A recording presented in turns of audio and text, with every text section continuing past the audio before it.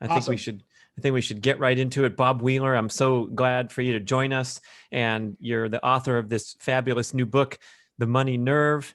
We're going to talk all about it, and it's going to get personal, people. It's going to get emotional.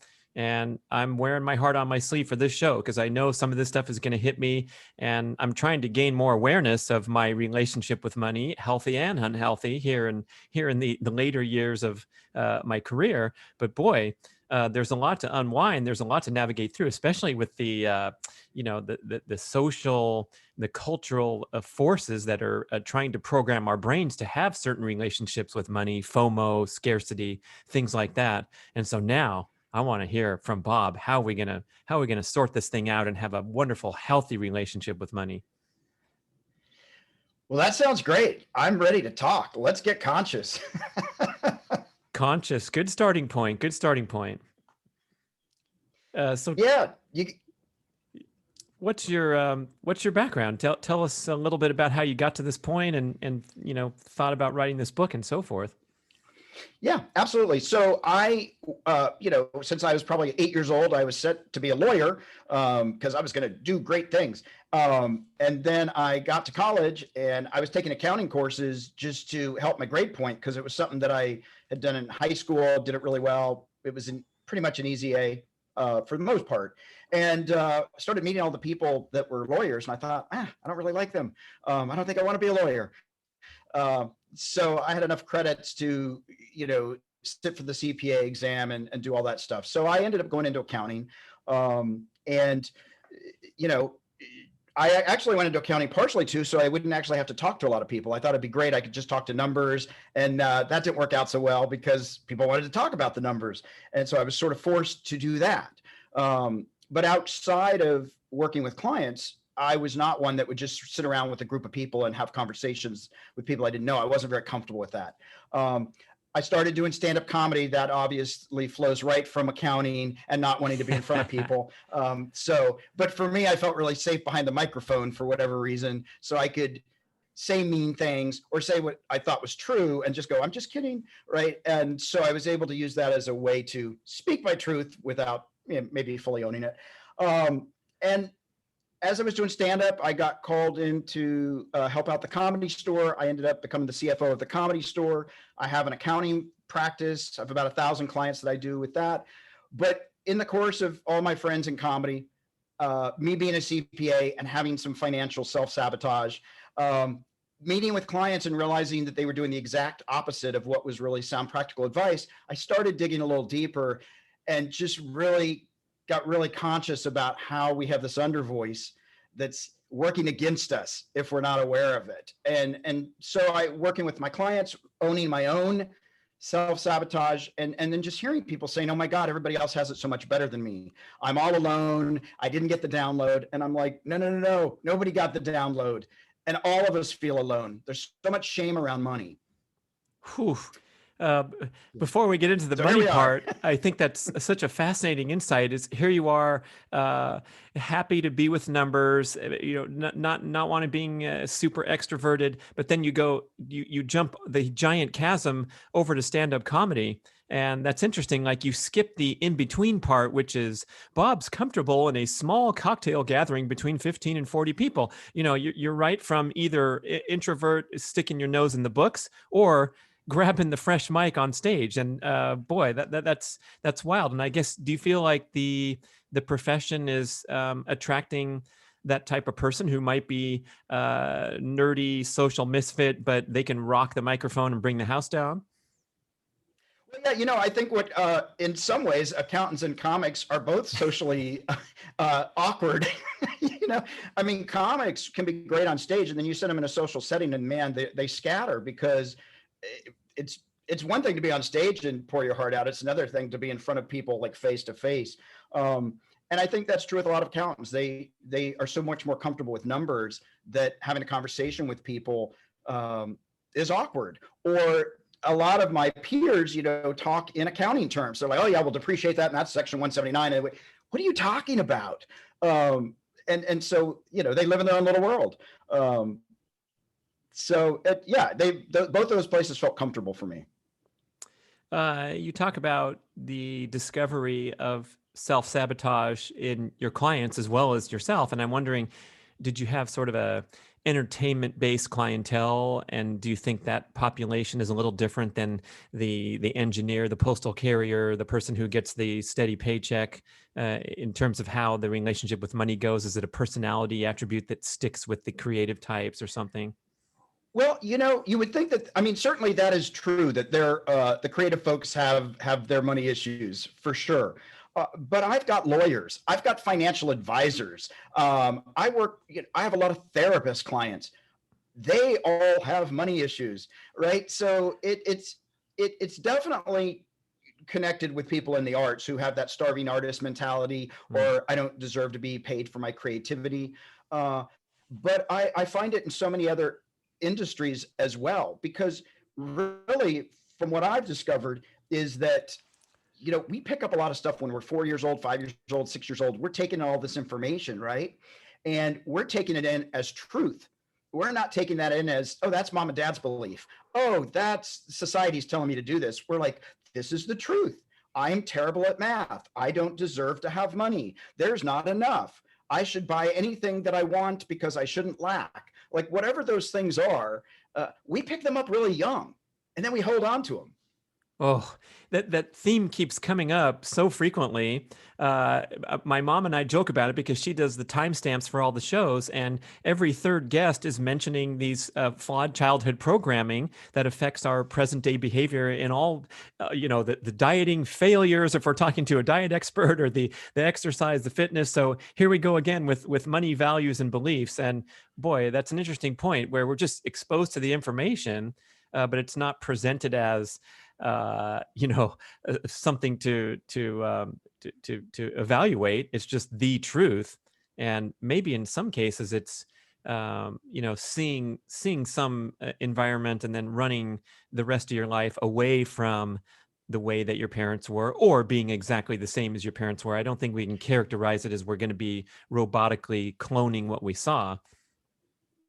Yeah, absolutely. I think we do things in opposition of or support of our parents. So we either want our parents to know that they're right, and so we fail so that they can be right, or we succeed so that they can be right, or we're like, you want me to succeed? I'm going to fail, right? So a lot of my belief is a lot of stuff we do and the relationships we have later in life are all sort of reflections of those original parental units that we had.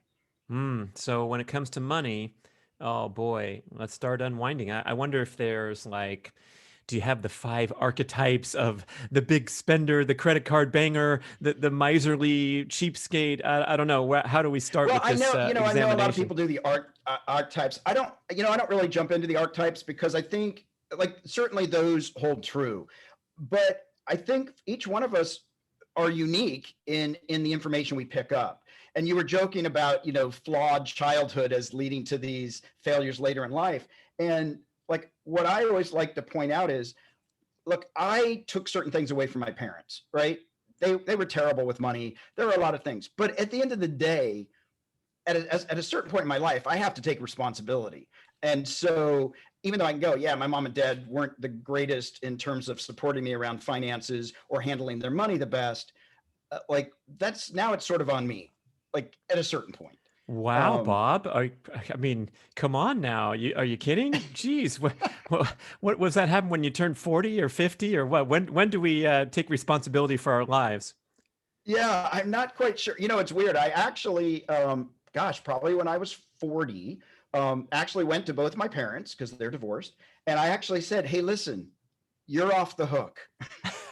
Like, I said, anything that I'm doing, you can say that it's like I'm angry at you, or you can say that my, success or failure is related to, hey, you're off the hook. Like, I got it from here. My anger is my anger. My crap is my crap.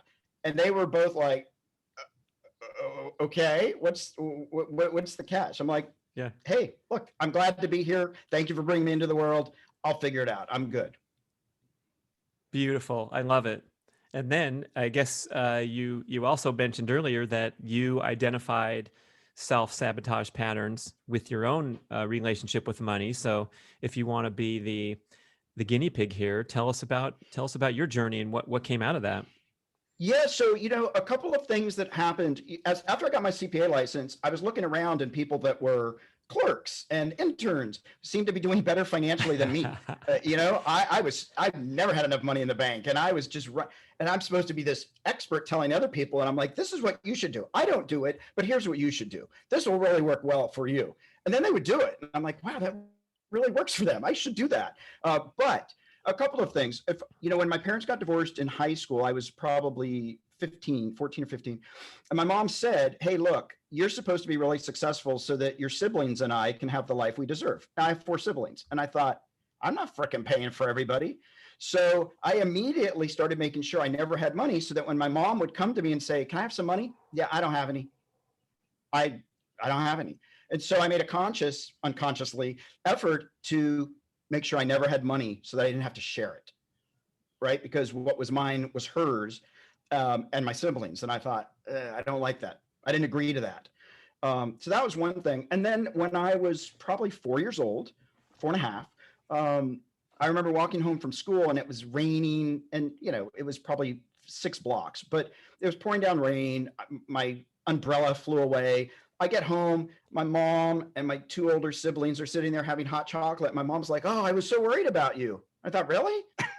Like, I've been freaking walking home. It felt like an hour. And in that moment, I was like, I'm freaking on my own. I cannot wait to get moved out. I'm going to do stuff on my own. I'm not counting on anybody. And so those are 2 things that I picked up really early, and just went with them as if they were a lifetime vow, without checking in and readjusting. Wow, it sounds like you have a good setup to do a trade here with the therapist, and you're doing their taxes, and they can help you unwind this rainy day with the umbrella pulling away, and then the warm hot chocolate, and the family sitting around wondering, when's Bob going to show up? Yeah, yeah, exactly.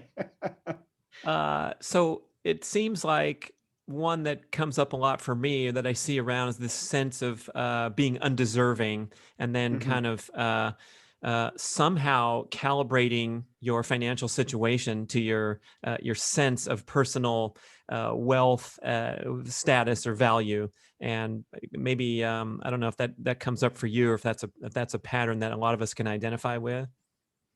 Yeah, I think so. And this might really sound familiar to you, because I would say you're an achiever. I know for me, I was socialized to believe that I am my achievements. So my value is in having straight A's. My value is in being the top of the club. My value is in winning the 4-H contest. So my value wasn't in, oh, Bob's the nice guy and he's got a good heart. That's what I took on. I'm not saying that that's what everybody purposely said to me, but I took on, I must achieve, I must achieve.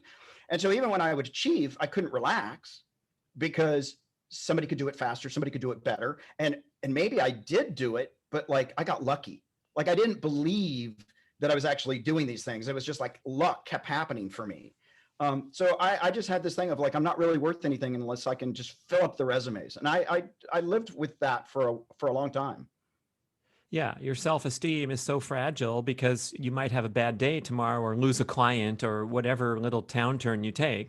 And I was, as you know, I was an athlete for a Yeah. long time, a professional athlete for the first 10 years of my adult career life out of college. And if there's ever a profession that's gonna help nurture a fragile self-esteem, it's one where one day you're the king of the world and everybody wants a piece of you, and then the next day you're trying to get people to return your phone calls because you race poorly. So I think it's a great growth experience to face that at some point in life, ideally early on. I'm trying to program my kids so they don't have to waste a decade of tiptoeing around on eggshells, wondering if they're going to feel like a valued person or not. But we have to get there some way, shape, or form. And I think money is one of the great manifestations of our self-worth, our self-esteem, self-respect, all that kind of thing. Well, absolutely. And money, and I didn't realize this for even as I wrote the book, it finally dawned on me, oh my God, money is used for manipulation, right? If you do really well, like I was naive. My grandparents used to say, if you like us better than the other grandparents, we'll put more money in your bank account. I'm like, I'm in. I love you. Don't like them so much. Oh, great. Here's $100, right? Here's another fishing pole. So And it took me even into adulthood to realize, oh, I sometimes throw money at stuff to make it go away. Oh, you're unhappy. Here's some money. Leave me alone. I don't want to talk it through. And we developed that our value is tied to money. Oof. So it sounds like you had some turning point where you started to head in a more healthy direction. You were saying you were the guy that didn't want to amass wealth because your family was going to guilt trip you and put you into a difficult situation. So was there a turning point, or how did that evolution occur to where maybe you thought it would be okay to go and make your way in the world without looking over your shoulder? Well, it happened incrementally. I remember as my grandparents were getting older, they lived out in the desert outside of LA, and I moved out to LA to be near all my grandparents, even the ones that didn't pay me to like them. And I went out one weekend and helped my granddad, like with his little orchard and stuff. And at the end of the weekend, they were like, "Hey, here's a couple $100." And I said, "No, I don't want that. I came out to help you." And they're like, "Yeah, no, but here's $200."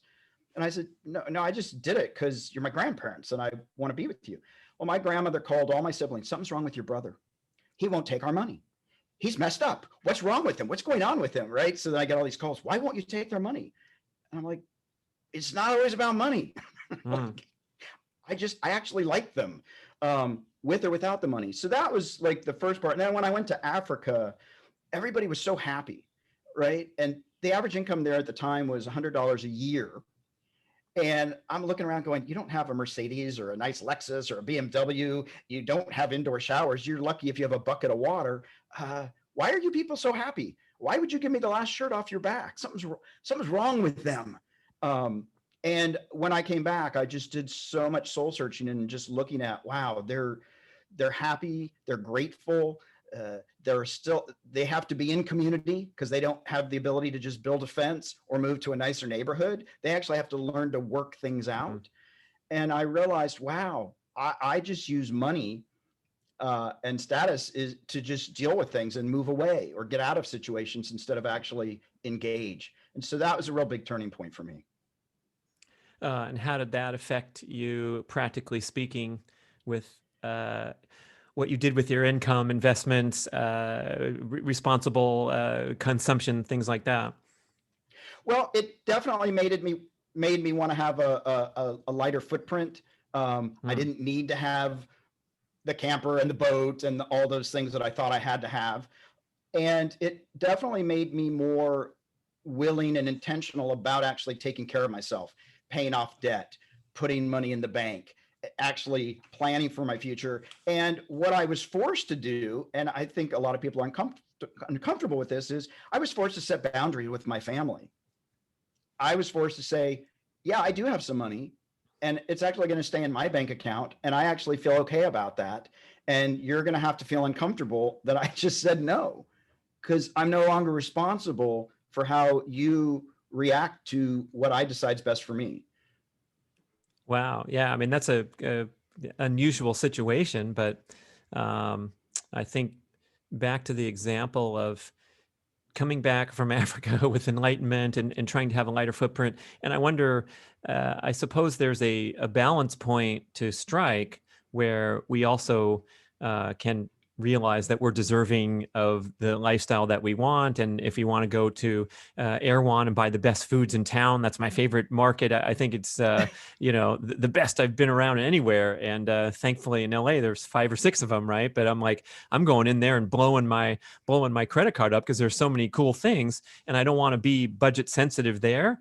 But I also respect that ideal of having a lighter footprint and not being caught up in the consumerism. So, how does one kind of walk that tightrope line where they can enjoy the fruits of their hard work, but not be a stuck-up rich asshole in the BMW cutting people off in traffic?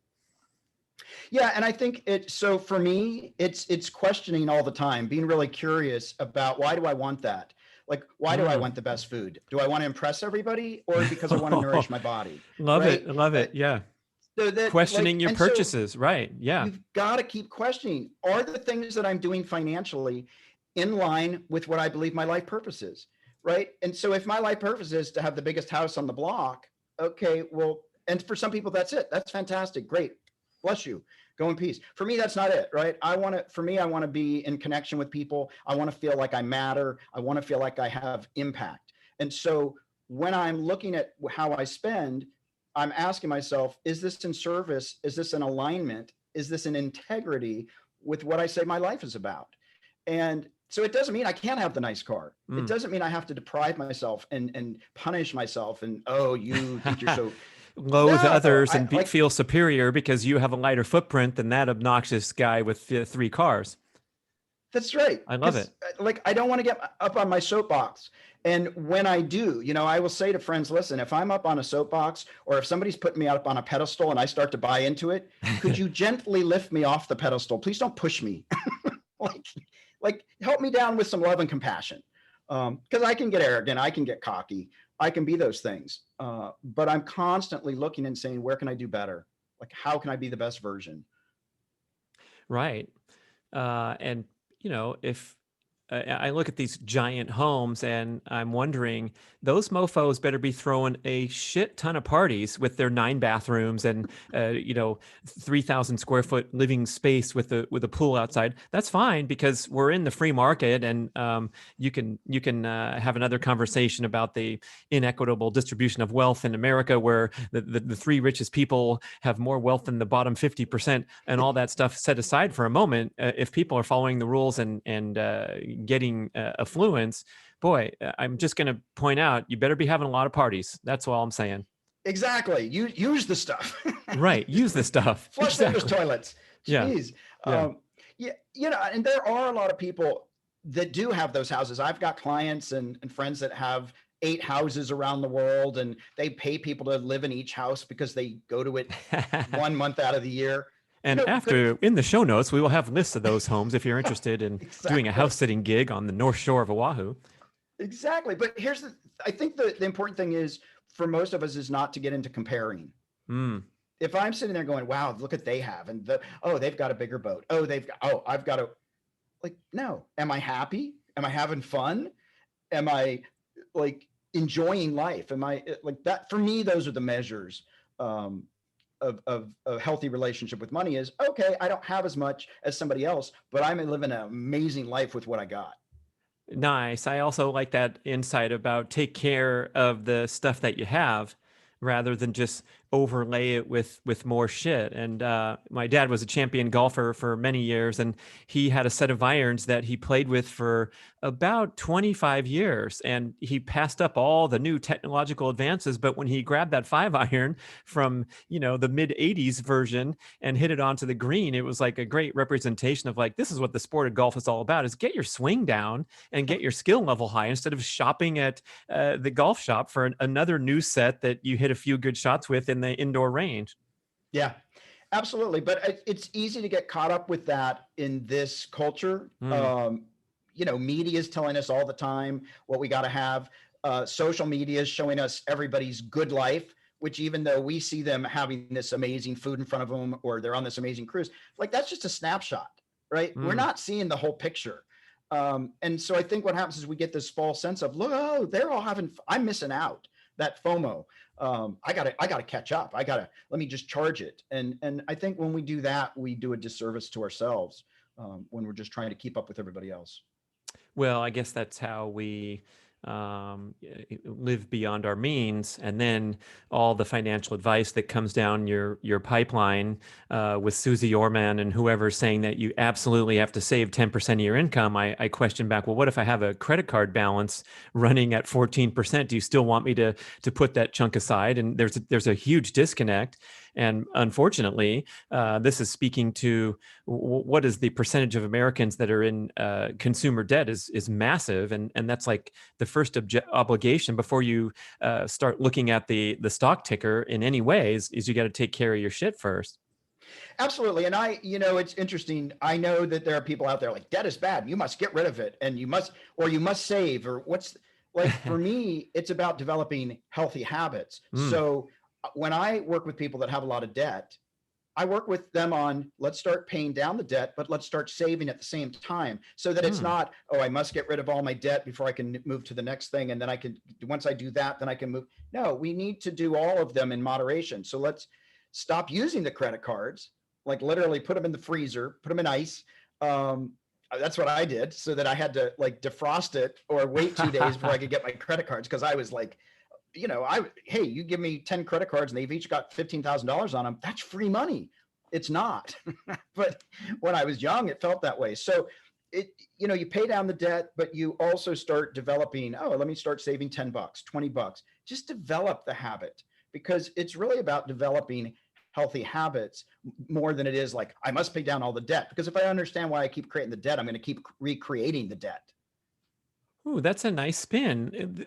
Listen, people, this is a nice, interesting twist from the usual. I feel like they're shoving stuff down my throat usually when I'm looking at financial advice, and it also comes from an air of superiority because you're talking to these multimillionaire brands that are having their online courses and their apps and their books, and it's like, oh boy, it's sometimes tough to take. But when you talk about forming habits, that's kind of a gentle, kinder, gentler approach, and it gives us that freedom, that permission to take a baby step, perhaps. And I like that idea of like questioning whether every purchase is aligned with your life purpose or not. Although I think I've used that to I've leveraged that concept to excess in my life about getting a little more extra this or that, and saying, well, this is for a health purpose, and so I'm going to go buy another home gym item that I can't afford, or whatever the example is. Well, there are certain ways that we tell ourselves stories, right? And then that's the other piece of it, is when I'm looking at my financial values, are they beliefs or are they the truth, right? Is it a story I'm telling myself, oh, I need this extra piece, or the truth is I just want it? Like, it actually has no added value other than I just really want it. So I think it's important to check that out, where is this a belief? Is this the truth? Because a lot of times we mix the two up. How can you help me a little further there, not mixing those things up? Well, it's great to have, like, I think it's great to have accountability buddies. I think it's great to have people that you can check in and say, okay, I'm saying this. What are you seeing? What are you hearing? So that I can have people say, well, Bob, you said this, and now I'm seeing what you're doing. And they, oh yeah, you caught me. Like, so having other people reflect back, journaling is a great way. Journaling about, what do I want? Why do I want it? Why don't I have it? What am I willing to do to get it? And start to really check in with, like, why do I want this? And what's my beliefs around it? If I have it, people will like me. If I have it, my parents will finally be happy. Oof. I've worked with so many people that say, well, if I fail at my job or I go bankrupt, my parents will stop loving me. So I've literally said to clients, hey, would you be willing to go ask your parents, what's the dollar amount at which they will stop loving you? They're like, I'm like, just ask them, like, is it $100,000? If I lose my house, like, what's the point at which you give up on me? Because the truth is, most of our parents, they either gave up on us early on, or they're not going to give up on us, right? It's not tied to whether we lost the house or whether we failed financially or whether we succeeded. I think it's bigger than that, but we create these stories and we make them true. So I guess if you're journaling and processing through what it is you want, why do you want it, and then you come back the next day and the bullet lists look kind of cheesy, like, I want to have the biggest house on my block, and someone's remodeling down the street, so we need to expand our thing. You can maybe get a little tidbit of self-reflection there, but I think just going through the exercise sounds really valuable, because at least you get in touch with what you're all about, and then tie it back to your life purpose, and whether you want to be an incessant consumer and FOMO participant, or whether there's some deeper values that might come to the surface and regulate your spending habits in one example. Yeah, and for me, it's not about shaming the people that choose to buy the bigger house because it'll impress their friends. Like, if that's their value choice, that's great. Just own it. Like Right. own who you are and why you're doing it. So when I do workshops, when I work with people, I'm trying to create a space of curiosity and safety so that I'm not shaming them. Go, oh my God, you made that choice. Oh my, like you are a horrible person. It's like, okay, well, that's cool. And why, what's the benefit of that? You know, and how does that impact your relationship with your parents? Or how does that impact the relationship with your spouse or your children? Like, and to just get really clear about it so that there's no right or wrong Mm. what you choose. If you choose to have a, you know, years and years of education, or if you choose to have the biggest boat, or if you choose to travel, or if you choose to just wear fast, you know, flashy clothes, that's great. Just know why you're doing it and own it. Like, don't pretend that you're Mm. Mother Teresa, you know, while you're amassing, you know, all these slum apartments in New York or whatever it is. Like, don't kid yourself. Just be real. Well, I mean, some of that stuff is unspeakable for the most part, and just Yeah. giving it the light of day that maybe you do care about you know, the head turning when you're driving a red Ferrari, which I hear doesn't get very good gas mileage. So there must be some other you know, items involved, and plus there's a speed limit on the highway. That's why I always wonder about these Lamborghinis and Ferraris. I mean, I like looking at them too, but it's like, wait, I can only go 70, 75, and so can you. So, you know, my Prius is gonna rock your world. It's gonna be side by side in the lane on the 405. Come on now. What's the other reason for going there? But if you bring light to it, oh my gosh, you know, I was always picked on in high school. I was the smallest, skinniest geek. And so now I'm gonna drive a Lambo and everyone gets to look at me. I love it, man. That's right. Don't judge it. You can if you want under your breath, but you know, people are allowed to personal expression and all these things that come from consumption. Yeah, absolutely. And there's so many, you know, I did a radio show a couple of years ago, and they had people call in, and this woman called in, and her literal question was, she was trying to figure out the amount of money in the prenup that she should put in for when her husband cheats on her. And she wanted me to give her a dollar value. And I said, well, has he ever cheated on you? No, but you know, he probably will. My friends have all told me he probably will. And I said, well, I think you have a bigger conversation that needs to be had. It's not about whether it's 25,000 or 10,000. It's about why are you going in with this belief? Because you're probably going to have a self-fulfilling prophecy. Mm. Like if you're putting it out there that he's going to, and you've got to write it all in. And, you know, and so, but that was again from her, it was like, oh, I just need to know the number because all my friends say he will cheat. So I just need to know, is it 15 or is it 20? She's trying to close the deal on the live radio show. Come on now. That's right. That's right. Oh my gosh. So speaking of self-fulfilling prophecies, I wonder how you feel about the world of manifestation, spiritual psychology, where you fixate on the giant house with the cars parked in the driveway. And I don't mean to belittle it because I'm interested in the topic, and I've had some Yep. experts on there who are explaining in great detail how this works. Jack Canfield, you know, respected people, Joe Dispenza. So I wonder what your take is on that, where you can, you know, spend time and energy visualizing the life that you want, and then taking the steps and seeing if that works out for you, I guess is. Yeah. So I am, you know, in moderation. Like I Mm. definitely believe affirmations and mantras are great. You know, when I start my day and I'm walking with my dog, I do my, you know, I am worthy, I'm grateful, and I do all those mantras. But I know there's a lot of people that think, well, if I just say I'm worthy, I'm worthy, I'm worthy, I want a big house, I want a big house, I want a big house, it's probably not going to manifest.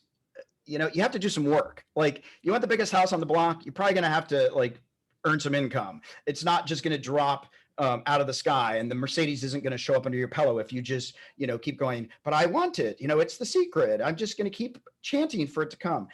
I don't believe that that happens. I do think though that if we can imagine being in the house, and a lot of athletes do this, Mm. imagine throwing that pitch, imagine finishing the crossing the finish line as the winner, playing that match, to visualize it. They're, you know, scientifically they've proven that it's almost the same as experiencing it live when you envision it, when you feel the feelings. Mm. And so I think there is value in all of that. But to just sit there and say, I want it, I want it, I want it, it's going to show up, it's going to show up. I don't think that it will. I think you have to do the work. You have to be proactive in your financial relationships. You can't just sit back. You know, I always say, don't wait for your ship to come in, go out and build a ship. Like, you know, but you can see the ship and you can, it's going to be a beautiful ship. You have to participate. And I think that's a key ingredient that's missing a lot of times from some of these folks that are just like, just imagine it, just chant for it, and it's going to come. And actually, when I am doing my affirmations of like, I'm grateful, I've got abundance, you know, I like it, I want it vibrating in me, I want to feel it, like, and you know, so I do think for people that are in that mindset of like, I can't have it. Yeah, you can. You are worthy. You're deserving. You're creative. Those things are great because we sometimes need that self-talk. But we have to actually show up and do the work too. And maybe some of that work might be to become comfortable imagining the life that you want, because as I asked earlier, I think some of us have these hidden repulsions of wealth and consumption because we're high-minded, and we feel like the undeserving and the needy are still out there. You know, homeless in the city of LA is a huge problem, and then they're building $100 million mansions, and something's terribly wrong with that. And I don't want to be guilty of trafficking in that. And so you kind of sabotage in order to protect your morality or something like that. Yeah. And, you know, it's funny that you mentioned that because I sometimes have a beef with, and maybe not just LA, but, you know, I think that's truth. I think that there are people out there saying, look, I don't want to be that rich person because I've got these morals. But at the same time, half these people in LA are like, could you get the homeless person out of my view? Because I'm trying to connect with my chakras, and I'm really trying to get in touch with my aura. And this homelessness stuff is really just sort of like, it's uncomfortable. And right, so there's a real disconnect that we're all so busy being like self-aware as we step over the dead bodies. And so there's still a disconnect there. But you know, you can walk through the marina and people say, oh, all these rich people that live here. Yeah, isn't that great? These people, like, I look at that and go, yeah, I want to have one of those boats. When I do workshops, who wants to be rich? Me. Who hates rich people? I hate rich people, right? We're so conflicted because we hate them, but we want to be them. Yeah. Well, if it were me, I'd be more benevolent. See, so that it would be okay if I could reach my dreams. Yeah. Absolutely. Like, I want to live on the big boat. Like, why not? Yeah. But I also want to be human, and I want to remember that there are people that don't have that. It doesn't mean I have to beat myself up and punish myself and say, well, the rest of the world doesn't have what I have, therefore I should have not. No, I can still enjoy my life, but I can also have compassion, empathy, gratitude, appreciation. I can give back. And so those people that are in that middle part saying, I wouldn't have the boat because there's poor people in the world. What are you doing? What are you doing in the world to help those poor people? What are you actually doing instead of speaking to actually change what's going on? Right. And if you're taking your valuable Ivy League law degree and working at a nonprofit, then you can stand proudly and feel like you're living your life purpose. But the rest of it is just blather. Stepping over, what was that, listeners? Stepping over the bodies while you're trying to get in touch with your chakras. Okay, something's interesting with that picture there. Yeah. So you titled the book The Money Nerve, and I'm wondering why you called it that, and maybe get into some of the content that we haven't covered in our wide-ranging, wonderful discussion to date here. Yeah, absolutely. So for me, our money and emotions are tied in our bodies, and we carry all our emotions, right? If people have heart attacks, people get ulcers over things, and it's physical. And so I wanted to really connect that piece.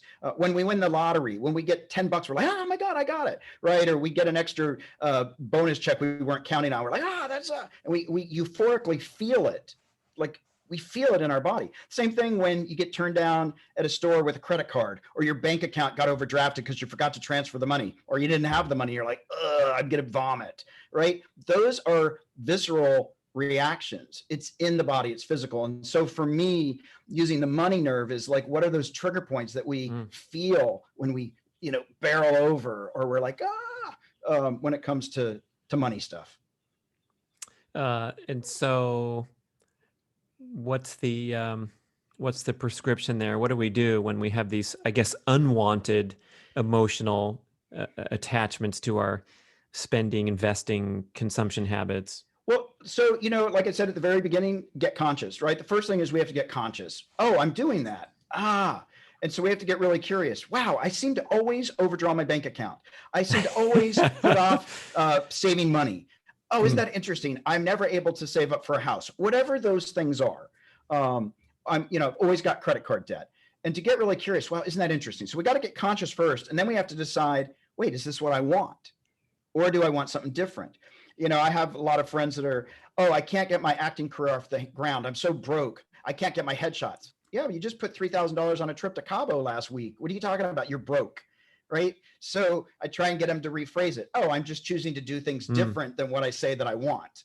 All right, I'm choosing to be indulgent instead of being mindful. So we got to get really conscious and then really check out what's going on. It doesn't mean, like when I talk to the IRS, I always get angry. I get angry, because I'm like, you're stupid. And even if I don't say it, I think that's what they pick up on. So IRS agents hang up on me a lot. Like I have a staff person call because I get triggered. It doesn't mean that I fixed it. And yeah, I need to work on my anger management with the IRS, but it doesn't mean, like, if I know this is something that still really triggers me, I find solutions that make me feel better. I let a staff person who's not emotional make those phone calls for me so that I can get the result I need for my client and not have my heart and blood pressure raised because I'm so annoyed, at their perceived stupidity on my part. Right. So we don't necessarily, if we know we're a spender, we may always be compulsively like, I got to spend, but we can at least hiccup and say, do I really need that today? Or I won't make a decision until 24 hours. And then if I still need it, like delay yourself a little bit, delayed gratification. So yeah, I'm really good at that, Bob. It's usually 24 minutes though. Oh, okay. So I could switch to hours. That would be a nice step in the right direction. Yeah, I'm usually hitting up, 19, 20, 21, 24 minutes. Uh-oh. I really thought about this. I really need it. See, I came from, I had a big family. We didn't have a lot of money. So I came from scarcity, right? So even now, I love to have 6 months worth of groceries in the pantry. When I go to somebody's house, I'm like, is there food? Is there food? Is there food? I'm like, Bob, I'm like, just in case. Now, I'll probably have that forever, but at least I can now laugh about it and go, oh, here's crazy Bob that thinks that 6 months of food supply is just barely going to, cover it. So I don't take myself out. But I'm also aware, oh, okay, that's where that comes from. Childhood didn't have a lot of choice. And, that's something I'm still working on. Right. At least you're self-aware of it. And then when it comes to things that is against your programming, let's say putting aside money to make investments and amassing wealth rather than just being the guy who can't loan you money, what happens there? You call it into your awareness and then you take action against your programming or something. Well, you do, so like for the person that says, I don't like to save. So for me, for a while, my story was, oh, I don't have enough money to save because I've got to spend everything because there's just not enough of it. So what I did was I set up 7 different bank accounts online that I couldn't access immediately. And I started having $25, $50, $10 every week would come out of each of the different accounts. So, I was going to spend it anyway, but now that it's already been pulled out, I can't spend it. So I ended up having these bank accounts. All of a sudden, oh, I've got $4,000 in that bank account. Oh, all of a sudden that one has 2,000. And so I sort of tricked myself because I had the money come out as soon as my paycheck would go in. The money would just start going to all these different places. So then that way I wasn't relying on myself to be proactive to say, oh, today I have money. Because my story was like, I don't have any money. So I did things that would be in my favor against my impulsive nature. Right. You set yourself up to succeed, just like don't buy the cookies if you are on a diet and trying to cut out sugar. And that's an interesting, so this forced saving would be a simple and interesting example for somebody who, even if they have credit card debt or whatever, but you do an automatic withdrawal heading into some account that you don't touch, and then you're going to get savings by golly, whether or not your emotions are overwhelming your everyday purchasing decisions. Yeah, and the other thing, because I was a credit card spendaholic, I took all the credit cards out of my wallet. I only had a debit card for a period. Now I'm fine. They can sit in my wallet because I don't use them. But for a period, I didn't have control. And so I only had a debit card or two, just in case one didn't work. And if the money wasn't in the bank, I couldn't spend. And all the credit cards, literally, I put them in the freezer for a year.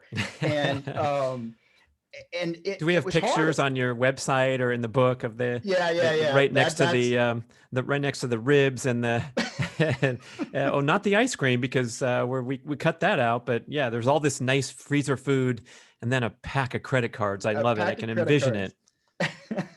So that, so figuring out where you can help yourself from self-sabotaging, and then putting those, it's just like they have these machines now, you can put your cell phone in it, it's locks for 2 hours so you can't get on your phone, right? Finding ways to help yourself, actually help yourself.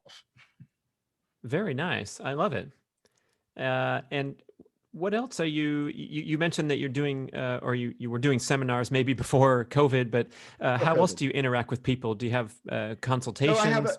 So I do workshops. I have an online course. I have, I do, every 2 weeks, we do a money and vision process group, and people can just join with a, little pre-conversation before they just jump in. But we have people jump in, and we have groups of people that are just talking about their money situations, their goals, self-sabotage, whatever. So we do, I do those on Zoom.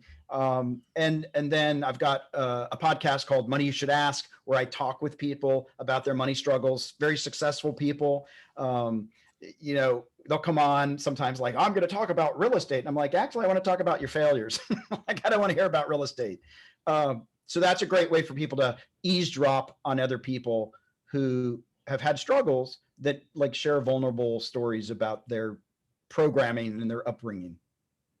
Yeah. So I guess if somebody's still on the sidelines,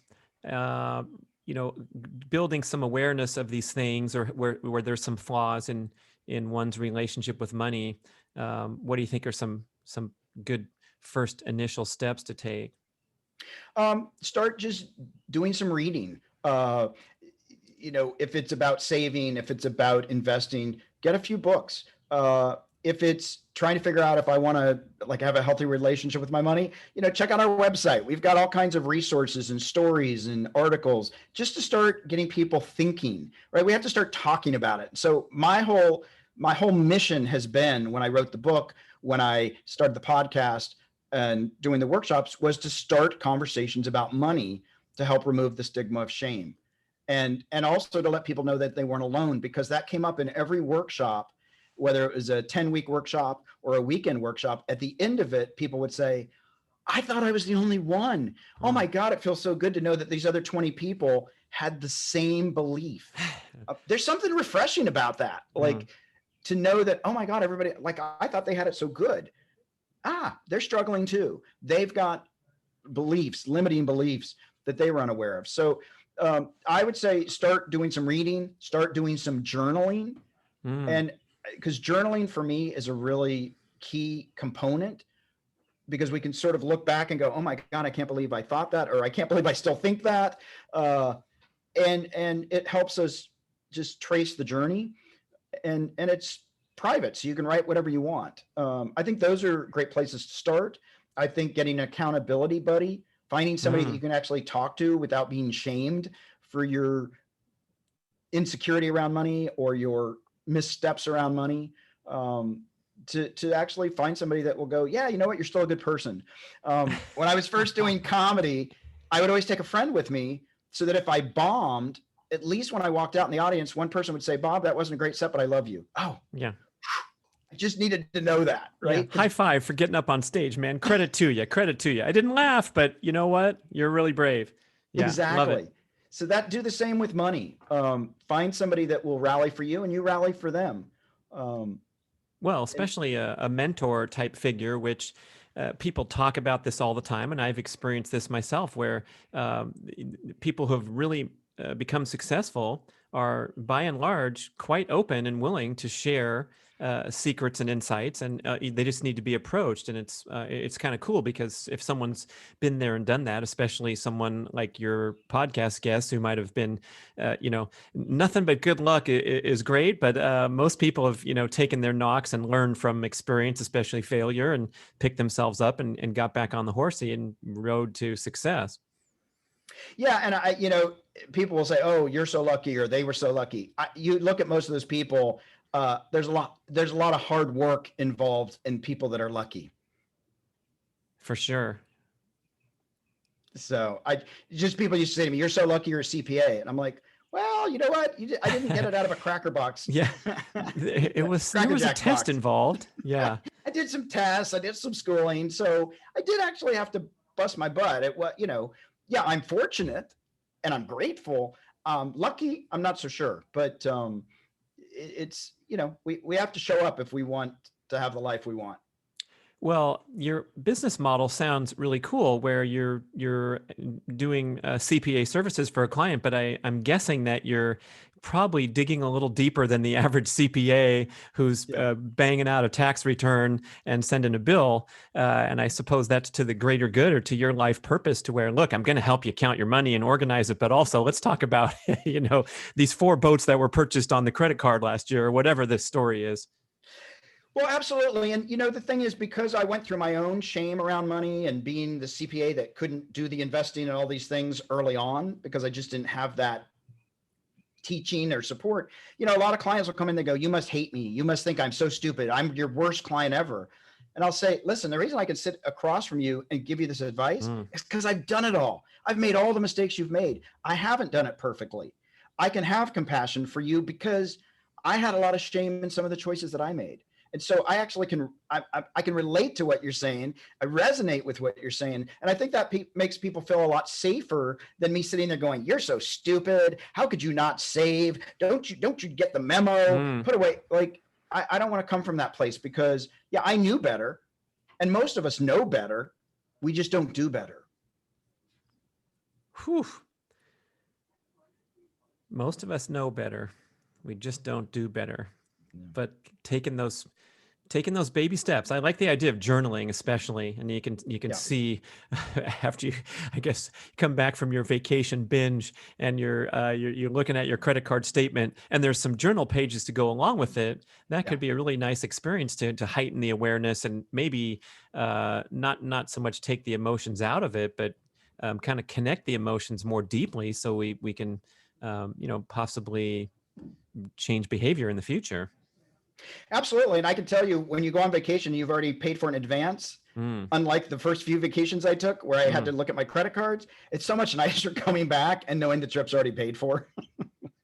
Right. And I think that's a good point. I know we got to wrap up, but I can identify another pattern where, you're making a big purchase or an indulgent purchase and feeling guilty about it at the same time. And so you're playing this little game where you're not truly appreciating the experience of the expensive meal or the expensive car that was outside of your budget. And I feel like I'm talking to myself also, is like, if you're going to do it, be clear and enjoy the crap out of it, or don't plunge, or don't make the big risky investment unless you're all in with the mindset to go along with your big swagger. Absolutely. Absolutely. If you're going to go in, enjoy it. Like, have fun with it. I'll spend lots of money on sushi. I feel no shame in that. But, spending at lunchtime, I'm like, can I get it for $5? That's like, everybody's like, Bob, lunches are not $5 in LA. Get over it. Right. But I'm like, I hope. But when I go and spend the money, I enjoy spending it. Yeah. And speaking of that bargain hunting, I'm gaining the insight in my life that the amount of time and energy it takes, and if you put a dollar figure on your hourly, you have a dollar figure for your CPA services, so what you're worth. And if you spend 27 minutes on hold trying to correct things with the shipment that came at the wrong size, you're better off throwing it in the garbage, literally. And that one for me is I'm trying to own that one. Yeah, absolutely. And that's, and I know we're wrapping, but that's that cost.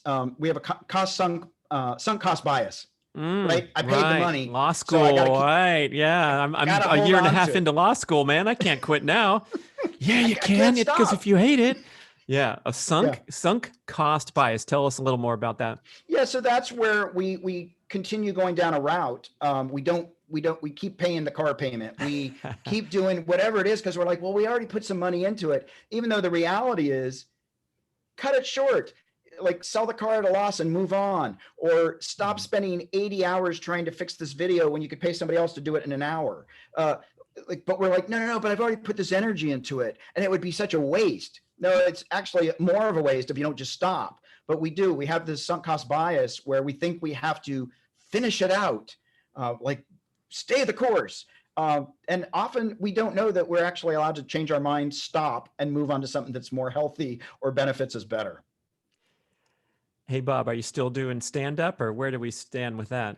COVID's sort of been rough. Mm. And I was doing stand up at the club, but because I'm a CFO, sometimes I walk off stage and they're like, hey, can you sign a check? So that wasn't quite so fun. So I could go into your act somehow, I think. yeah, wait. So I'm actually, as soon as COVID's fully over in LA, you'll find me in coffee houses and little places where I love to do comedy. I don't need 8 million people adoring me. I'm happy with 40 people chuckling with their cup of coffee. So yeah, I'm going to be back up and I'm looking forward to it. And, for me, I just like connecting with people and hoping that I can help shift a little bit in their beliefs about themselves and about their money relationships. Now, do you put that into your act? Is your specialty crazy consumption habits, or what do we got? Well, for a long time, a lot of self-deprecating humor about, my finances and not, I'm a CPA that can't pay anything. And just playing around with that I had credibility, but no legs to stand on really.